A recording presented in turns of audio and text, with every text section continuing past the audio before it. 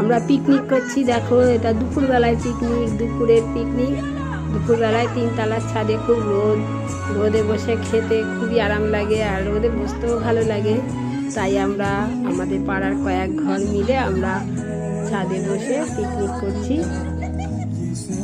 আর রান্না হয়েছে ডাল, বাঁধাকপি, আলু ভাজা, আর সবাই যার যার পয়সা দিয়ে শেষে ডিম কিনে এনেছি, এনে এক জায়গায় রান্না করে সবাই মিলে 3 তলার ছাদে খাচ্ছি। খুবই রোদ, রোদে খুবই ভালো লাগে।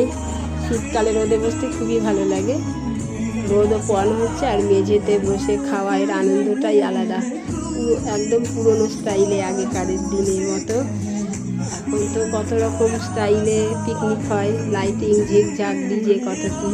আর আমাদের একদম দেখো পুরনো স্টাইলে পিকনিক হচ্ছে, হালকা করে বক্স বাজছে, তাও পুরনো দিনের গান। খুবই আমরা আনন্দ করেছি এই পিকনিকটাতে। মেঝেতে বসে খাওয়ার আনন্দটাই আলাদা।